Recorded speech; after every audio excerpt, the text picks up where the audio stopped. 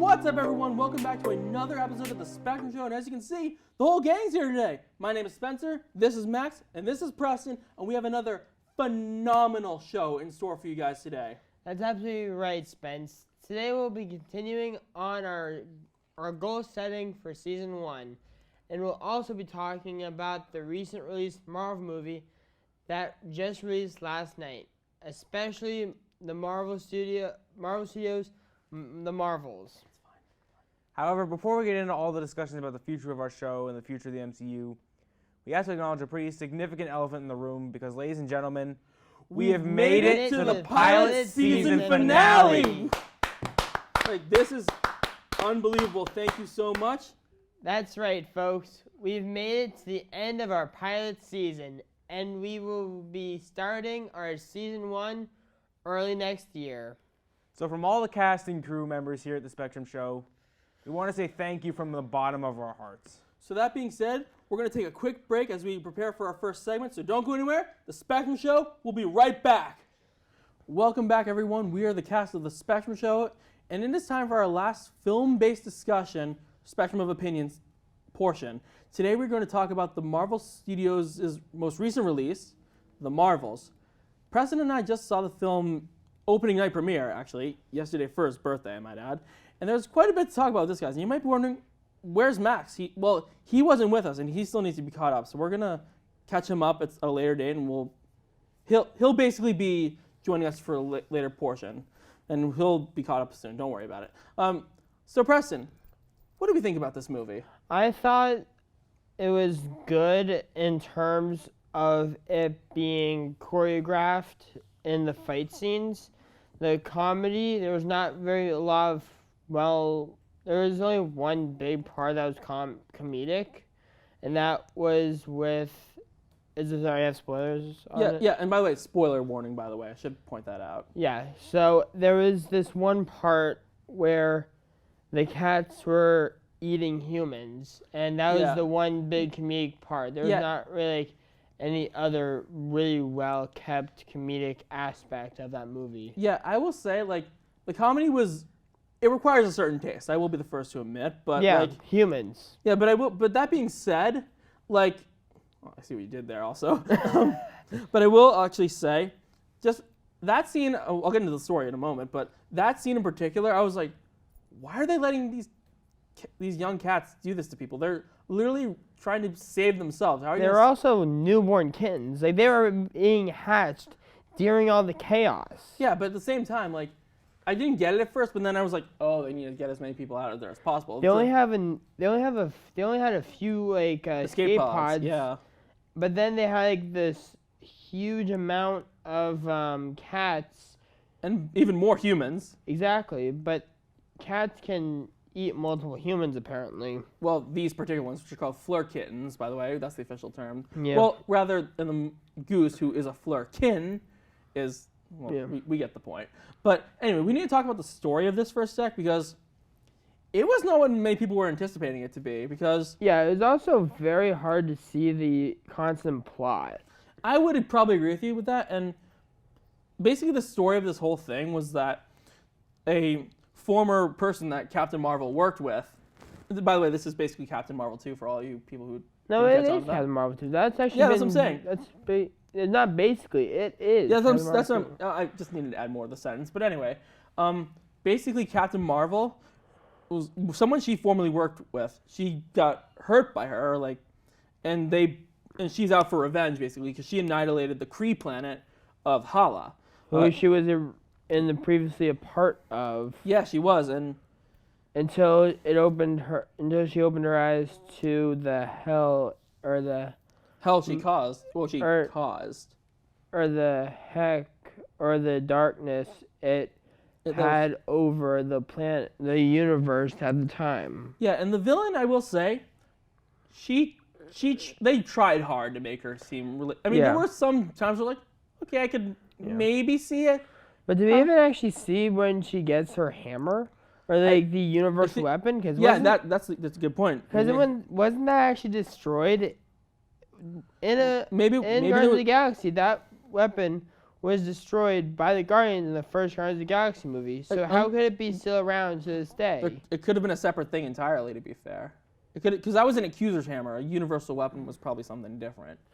No, it actually mentioned it was the universal weapon. They could have saved it, and we just didn't see it too. No, it was actually shattered like glass. I mean, but it looked smaller than it did in Guardians 1, I will say. So they could have just rebuilt it if they needed to. Maybe. But I will say, and there was also coloring on the inside that I noticed. Yeah, so that must have been energy, residue energy from the Power Stone, probably. Maybe. I mean, anything's possible at this point. We still have a lot of unanswered questions about the MCU. Yeah.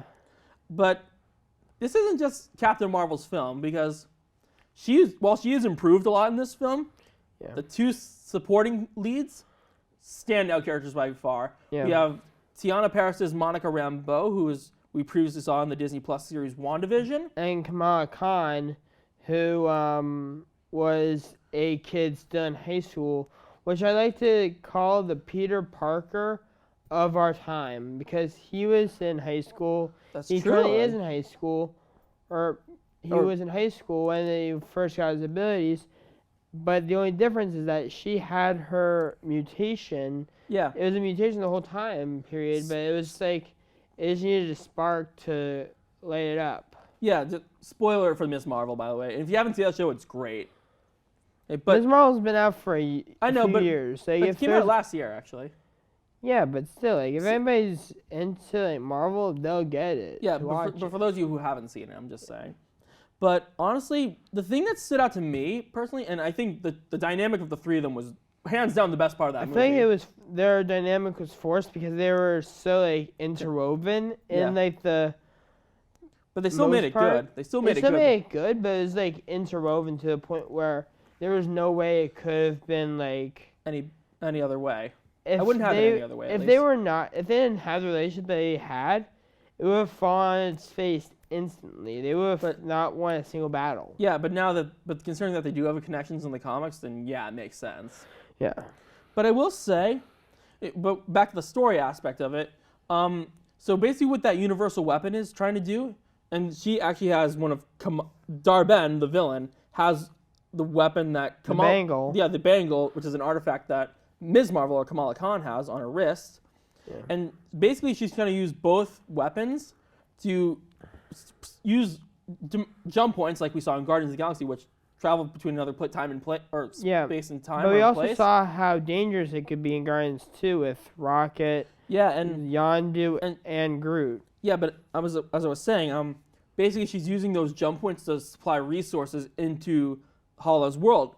Little does she know, those are kind of opening up the multiverse without her realizing it. Well, I feel like she didn't open up the multiverse. Intentionally. No, I don't think she opened it up at all. I think it was when they said it was another universe.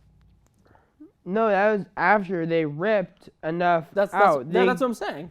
There was so the way I saw it was that when she got both bangles and she exploded, a mixture of that energy with Captain Marvel's energy made her unstable. Made it so unstable it was able to rip her out of existence. Kind of. Or in that universe, rather. In that universe, and blown up to the point where it creates another hole. Yeah. Versus just a time leap, which is kind of you see both ends. Yeah, and it looks really cool, I will say. I do, yeah. But again, why did Marvel go the hexagonal shapes for it, though? Because I think the jump points were causes, so maybe there's different ways it can look, maybe? Yeah. But I will say, the multiverse element, I don't think most of us, unless you keep up with the news and whatnot, we weren't expecting this thing to have multiversal connections, too, and... No, that was actually came out very late. We've heard a lot of information. Yeah, and practically nothing leaked out of this film, which is the very impressive part. So they were keeping this so secretive for a reason. Yeah, because there's not as many high A-list celebrities in it. That's just the four main ones, really. No, there's only two real Brie Larson, Sam Jackson, and Samuel L. Jackson. Those are the two. Who plays Nick Fury? For those of you who those already are the know. Two names that are more household than Kamala Khan and Monica. Monica's. Who, by the way, are, just for reference, Iman Vellani as Ms. Marvel and Tiana Paris as Monica Rambeau. But I will say this. There was a lot of... the director, Nia DaCosta, actually said that it's supposed to be jarring on purpose. That's entirely by design. Yeah. And I will say, there's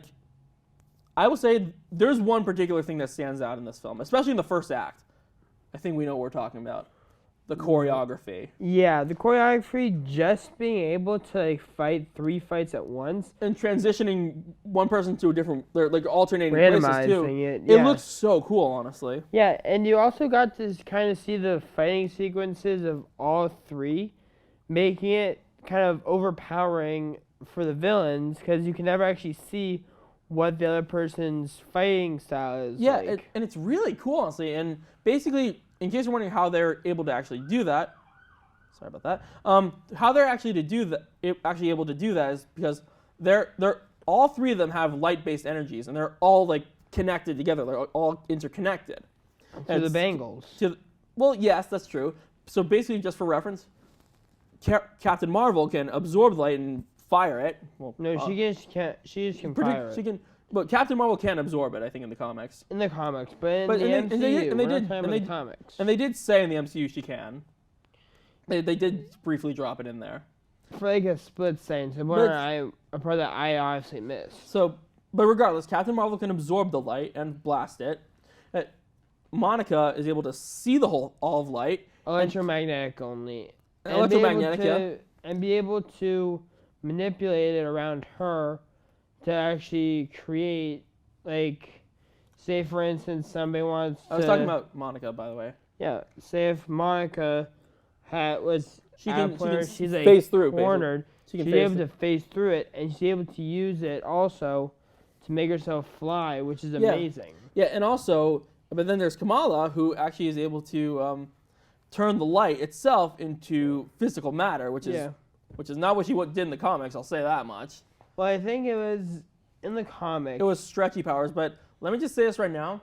I'm glad they didn't do that, because stretchy powers, if we've learned anything from the Fantastic Four films, they never look good. They very rarely look good. It's not fun to look at, and it's just bodies just don't do that. We're brittle. Yeah, it's also the geometrics of her powers. It looks cool. Yeah, it looks like it suits her. Awesome. It suits her. Yeah. But we're probably going to get a lot of flack for saying that, but... Well, no, I think it's the Marvel Studios was thinking... Changing it up, Exactly. Not even changing it up. At the very beginning of the movie, we never actually talked about this, but I do love the part where, they mix the, Mix the font of comics at the very beginning. Oh yeah, that was really cool. That kind of part, very similar to what they did in the actual show for Ms. Marvel. Yeah, I thought that was creatively done. I think that was kind of a easy transition. Yeah, from how it was from Ms. Marvel, and jumps right into the current story because it picked up right off. Yeah, exactly. That's a very good thing to mention, actually. And I will say this: there's one particular scene. We did see a lot of cool things. We saw Skrulls in the film.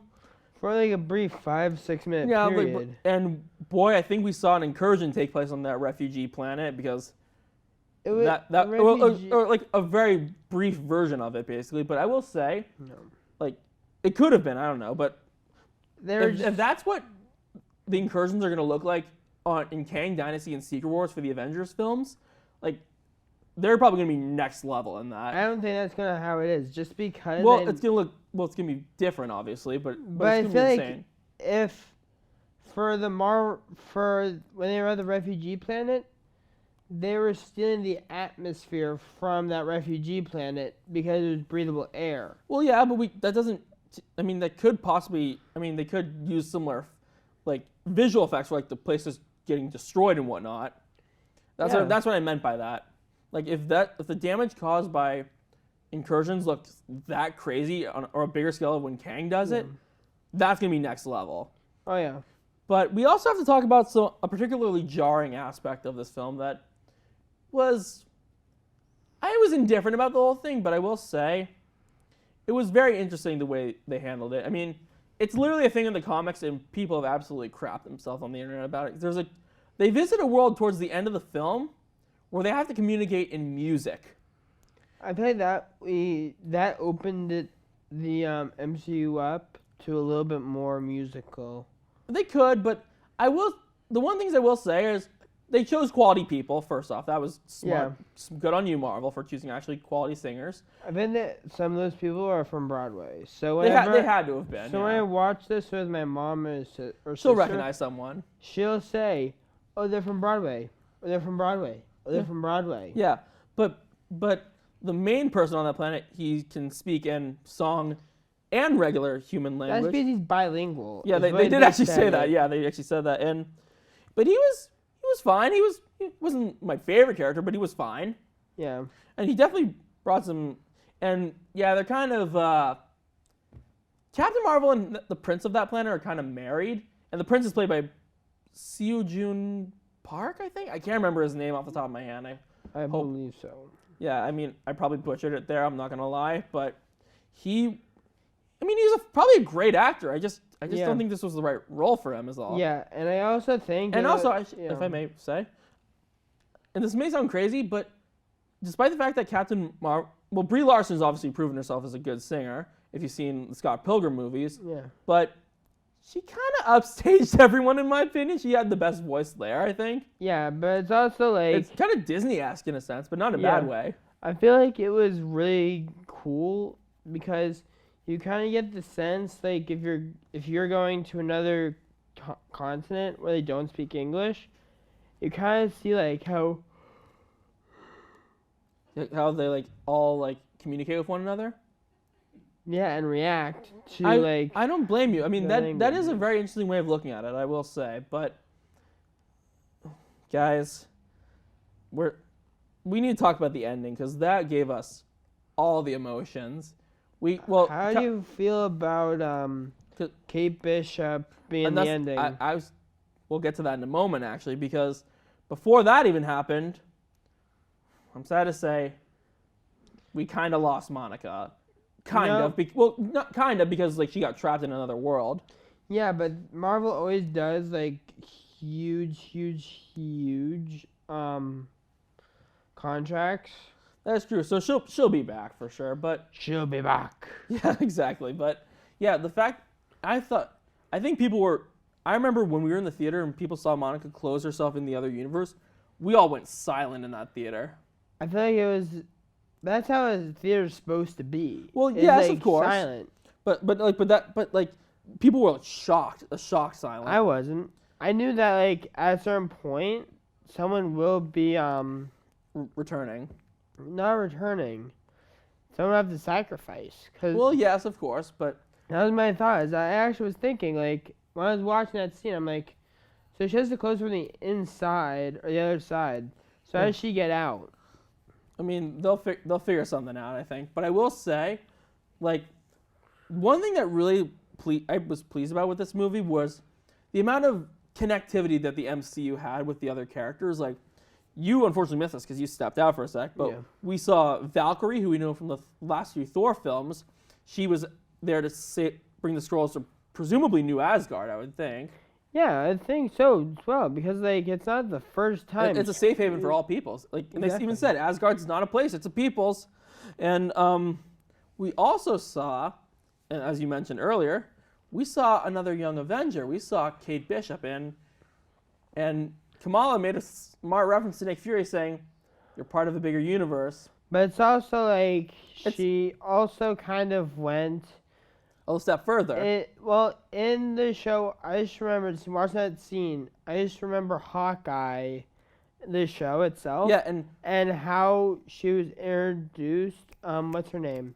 The one who was Black Widow. Oh, Yelena? Elena. The way she was introduced was kind of the same way as like she was there waiting for her. Oh, I didn't think of that. And she had that kind of same mentality, except for the fact that she was kind of better prepared. And when she had her like quill, I was like, thank God she didn't shoot, because all I saw was targets behind her. She was in front of them. Yeah, and there could have been an arrow going right through. Yeah. I'm only a kid. But I will. Sorry. Yeah, but I will. But I will also say, for those, just just for reference, Kate Bishop was featured in the Hawkeye series back in 2021's Hawkeye. But yeah, which I will still be rewatching. Yeah, and she was the best part of that series, so I'm glad we got to see her again after so long. Well, I kind of like it how, if you notice, her kind of hair change and like her. You recognize it was her. You could recognize because of the dog. I feel like the dog, the quill, Lucky. And you can see that it was Lucky. You can see that he was eating pizza, which very early on in the series they made that point. Yeah. And she's also more in a warehouse-esque place versus anything else. Yeah, and Kate Bishop, Haley Steinfeld plays her, just for reference. Just gotta throw that out there. She's awesome in the role. And they also name-dropped Ant-Man had a daughter. And referencing Cassie Lang, played by Catherine Newton, Cassie also goes by the name Stature. So she's probably going to be the next one they recruit, I think. I don't think so, because I think that with the way that they do it right now, it's going to be... It's off-camera? Not off-camera. I think it's going to be East Coast and West Coast. And Cassie Lane is very West Coast. She's in California. That is true, but Young Avengers is more of an all sides team, I will say. Okay. Just for reference. Jeez, you good, Preston? Mm-hmm. I'll take that just as very I'm going to take that as a no. Just throw it out there. I had a long day, all right? Fair enough, but college student. Fair. And wherever he is. Screw you. Anyway, on that note, but we need to talk about something very particular that kind of changes everything in this film and that is a little something we like to call, in the biz, a post-credit scene. Because we see Monica wake up in a mysterious hospital-like place. Yeah, it was very easy to know it was a hospital just because we saw in her hand the IV. Yeah, and she was sitting next to her mother, but not the one we know, because, more on that in a moment.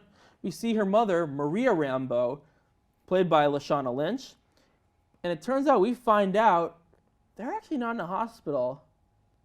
They're in a little place called the X Mansion. Really? Yeah, I figured that out because if you there was kind of a blink and you'll miss it sort of thing, but when a certain someone exited, you could see the X behind them. So that was very clearly a medical bay in the X Mansion. Yeah. And Maria Rambeau actually goes by the name Binary. Not Photon, not Spectrum, not even Captain Marvel. Binary, which did not think they were going to go that route. Not going to lie. Couldn't have put money on that. But the real kicker of this scene, guys. This changes everything.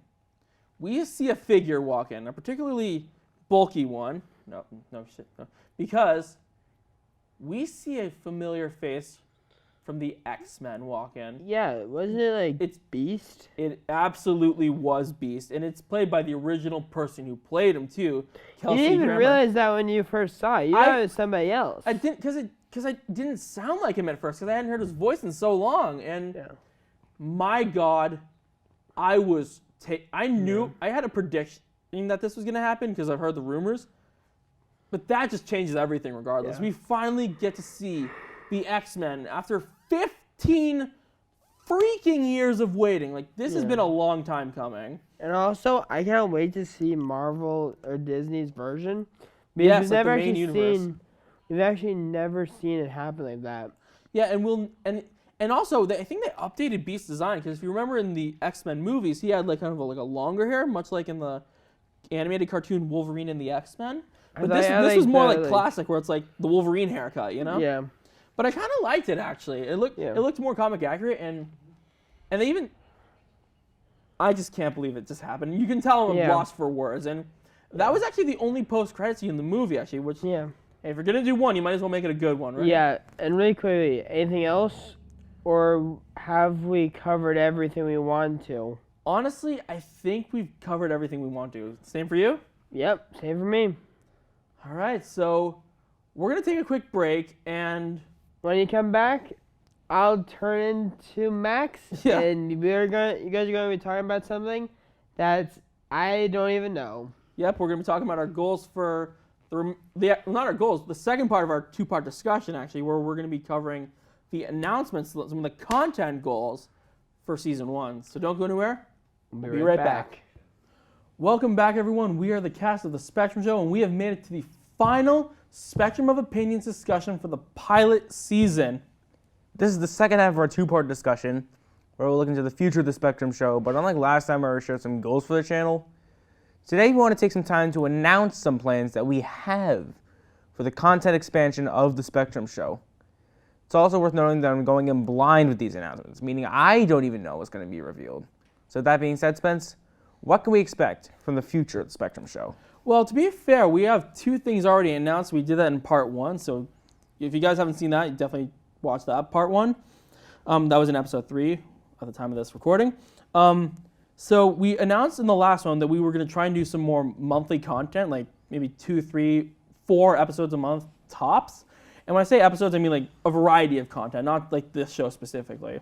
And we're also going to try and start a Patreon too, so we can do more types of content as well. But let's talk about the stuff we don't know about, because that's the stuff you guys want to hear about, obviously. So we're going to try and do, specifically for new types of content, we're going to try and get some more gaming and tech-related content into the mix too. So maybe like 2-3 gaming episodes per month would be ideal. Sounds good to me. So that could mean like Let's Plays, and these will be exclusively streamed on Twitch. So if you haven't followed us on Twitch yet, definitely be sure to follow us there. They'll be put to YouTube afterwards, so don't worry about that. We'll also do like some unboxings, maybe some setup and software tutorials, well, like some walkthroughs and stuff. Product and game reviews will be something we want to do. We also want to point out this is not just like modern content. We're going to try and do games from all platforms. So PC, console, VR, mobile, and retro. So nothing is getting left behind on our gaming content. And we're also going to try, and this is why the Patreon is actually being brought up into the mix of things, we're going to try and doing some watch-along content. We're going to try and doing these are going to be Patreon-exclusive videos. We're going to try and do maybe 2 watch-alongs a month, maybe, depending on how things work out. And they're primarily going to be franchise-based content, so Marvel, DC, Star Wars, maybe Fast and Furious, some of the Nintendo content when they have more content, and for the movies, of course, and hopefully more will be determined as stuff goes on. Maybe we'll throw some random stuff in there just because like we want to watch it, you know? Yeah.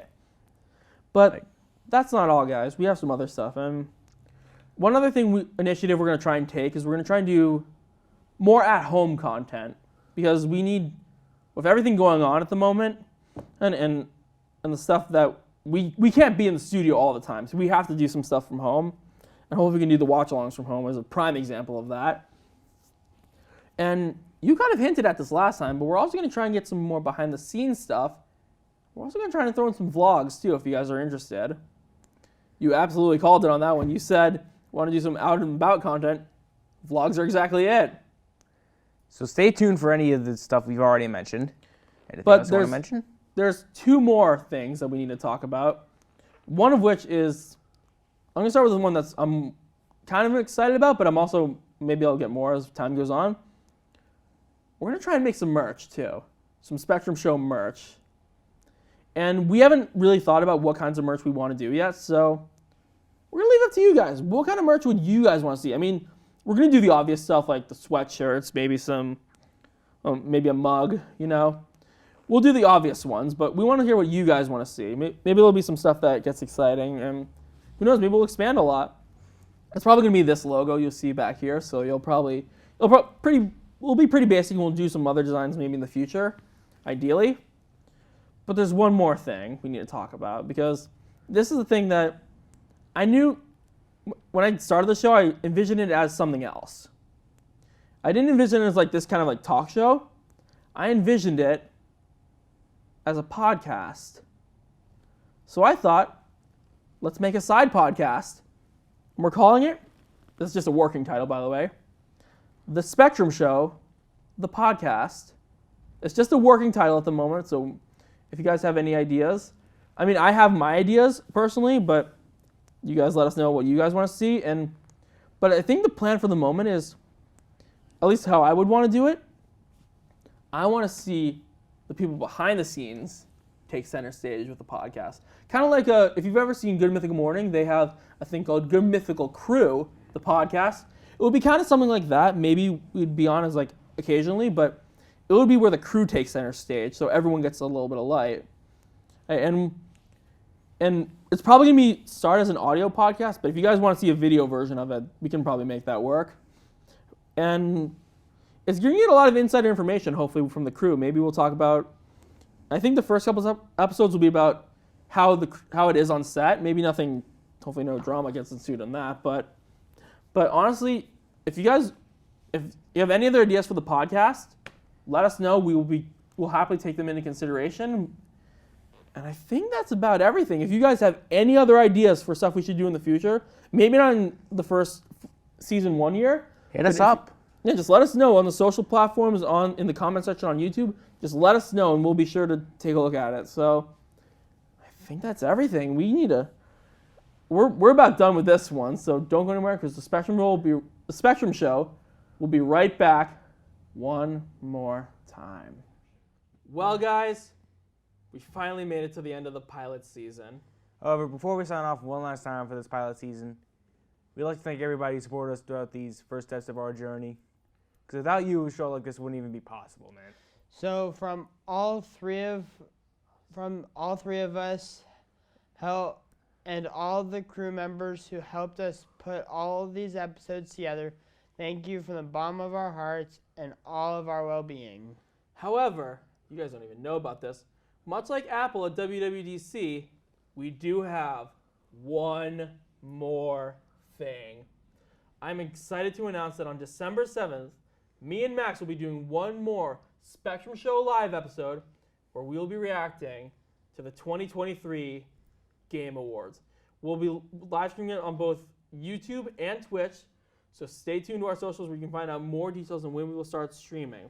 Now, normally this would be just the cast members doing the episode send-off, but because this is the finale, we like to bring our crew members out from behind the camera to do the send-off together. Come on out, guys. Yeah, you can come out too. Mike, why don't you come out for a sec? Now, guys, I get we don't look like much, but we all worked our butts off throughout the course of this year to finish this pilot season. Yeah. And without them, we would not have been able to put this show together in the first place. So be sure to give our crew members some incredible love in the comment section. So that being said, that's it for this season. Thank you all so much for watching. And until next year in season 1, good night, everyone. Good night, everyone. Thank you all so much.